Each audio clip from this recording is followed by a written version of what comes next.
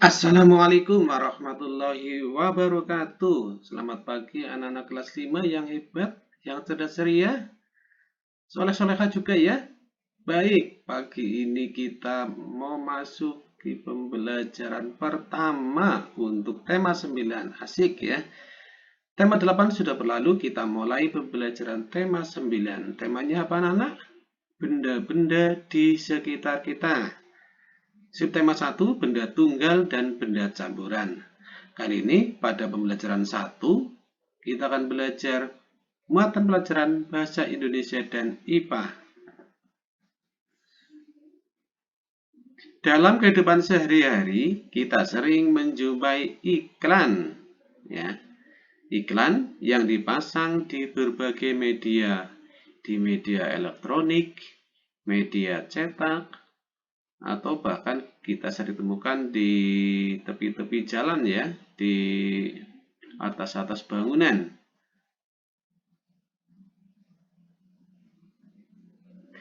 Hari ini, ayah, ibu, dan Lani pergi ke toko elektronik. Mereka akan membeli mesin cuci baru. Mesin cuci milik keluarga Lani sudah tidak bisa digunakan lagi. Beberapa hari yang lalu, mereka sudah melihat gambar mesin cuci yang akan dibeli. Mereka melihatnya melalui iklan yang ada di sebuah majalah. Lani memperlihatkan iklan mesin cuci kepada pelayan toko. Apakah kamu tahu iklan itu apa? Tahu atau tidak, anak-anak? Apa yang dimaksud dengan iklan? Iya, kalau belum tahu, mari kita pelajari lebih detail lagi.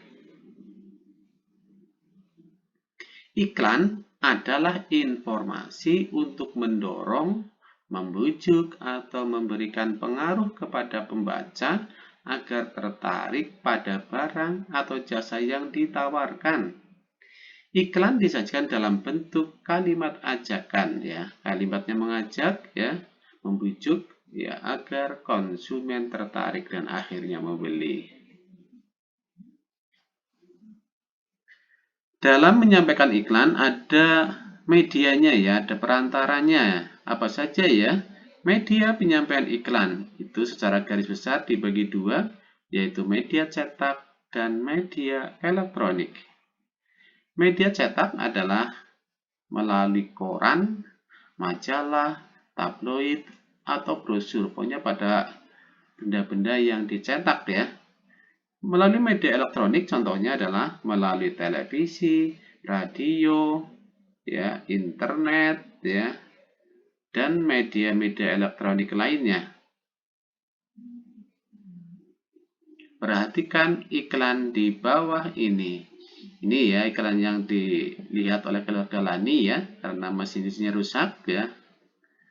Ada iklan mesin cuci ya, mereknya Resik ya. Kapasitasnya 10 kg. Lihat bahasa iklannya di sini. Program dapat diatur sesuai kebutuhan. Mampu mencuci bed cover dan bermacam-macam boneka. Tabung stainless steel itu. Ada hal-hal yang menarik yang akan membuat pembaca iklan tertarik untuk membelinya. Ya. Ciri-ciri iklan yang baik adalah 1. Informatif. Ya, informatif itu bersifat memberikan informasi, mengabarkan ya. Komunikatif. Komunikatif itu artinya adalah apa ya? Artinya adalah mampu menyampaikan apa yang ingin disampaikan oleh produsen ya, pembuat barangnya. Konsumen jadi mengerti. 3. Bahasanya singkat, padat dan jelas ya. Pada bahasa iklan tidak perlu panjang ya, tapi singkat, padat dan jelas. 4. Bahasanya menarik ya, dipilih kata-kata yang menarik ya agar konsumen tergiur.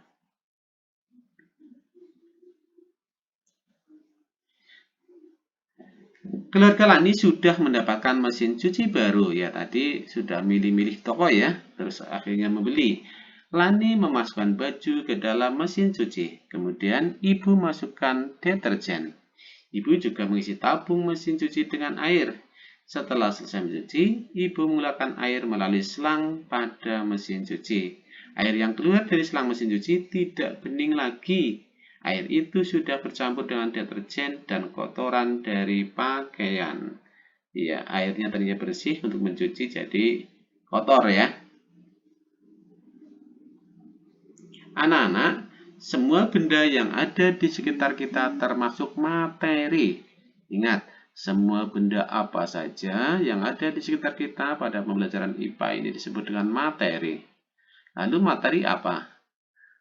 Materi adalah segala sesuatu yang menempati ruang dan mempunyai massa. Apa saja yang menempati ruang ya dan mempunyai massa atau berat lah ya. Berdasarkan komposisi penyusunnya, materi dibedakan menjadi dua, yaitu zat tunggal dan zat campuran. Materi adalah benda yang memiliki massa dan menempati ruang. Secara garis besar, untuk mudah mempelajarinya, materi dibagi dua, yaitu zat tunggal dan zat campuran. Masih bingung ya? Mari kita lanjutkan, apa itu zat tunggal dan zat campuran. Nih, materi berdasarkan komposisi penyusunnya tadi sudah dibahas depan, ada dua, yaitu zat tunggal, yang kedua zat campuran. Zat tunggal adalah merupakan zat yang terdiri atas materi sejenis. Zat atau benda isinya materinya sejenis, itu masuk kepada zat tunggal. Zat campuran adalah zat yang terdiri atas beberapa jenis materi atau beberapa jenis zat tunggal. Zat tunggalnya ada zat tunggal A, ada zat tunggal B, zat tunggal C, bercampur jadi satu, itu makanya disebut dengan campuran. Ya, lebih jelas lagi perhatikan untuk zat tunggal ya yang terdiri dari materi sejenis, contohnya air. Air itu zat penyusunnya adalah air semuanya ya. Garam, gula, dan termasuk emas tapi emas murni ya, yang 24 karat. Sedangkan campuran, contohnya ada dibagi dua ini, ternyata campuran itu ada yang homogen atau sejenis ya. Campuran yang zat penyusunnya tercampur sempurna, contohnya air dan garam. Garam dimasukkan ke dalam air, diaduk-aduk, ternyata garamnya hilang, itu tercampur sempurna. Iya, garamnya hilang ya, tapi airnya dirasakan ternyata rasanya asin ya. Demikian juga dengan air dan sirup ya. Sirup dimasukkan dalam air, diaduk-aduk, ya sirupnya hilang ya. Warnanya masih ya, tapi kita tidak bisa memisahkannya. Tapi nanti airnya sudah berwarna dan rasanya rasa sirup. Demikian juga dengan udara, perunggu, dan kuningan. Yang kedua, campuran yang heterogen. Ini maksudnya adalah benda yang terdiri dari beberapa zat penyusun dan tercampurnya itu tidak sempurna. Contoh, campuran air dengan kopi. Kopi dimasukkan dalam air, yang buat air kopi biasanya tambah gula juga, diaduk-aduk. Itu ternyata tidak semua kopi tercampur ke dalam air, masih ada yang terpisah, yang mengendap ya. Air dengan tepung, itu juga demikian. Apalagi yang terakhir nih, air dengan pasir diaduk-aduk ya, ya bercampur, tapi pasirnya masih mengendap. Itulah campuran ya, ada yang homogen, ada yang heterogen. Kita lanjutkan. Zat tunggal, contohnya tadi yang terdiri benda-benda sejenis, ini air. Ini hanya mengulang lagi ya dengan gambarnya ya ini ya. Air, gula, garam, dan emas yang murni, emas 24 karat. Sedangkan contoh yang campuran homogen ya. Ini air dan gula, air dicampur dengan garam, itu homogen. Yang heterogen, air dicampur dengan kopi, air dicampur dengan pasir, itu heterogen ya. Campurannya tidak sempurna. Ya, selesai sudah ya pembelajaran 1. Terima kasih anak-anak telah mengikuti pembelajaran Pak Guru. Teruslah belajar, teruslah berkarya. Mencete wajete.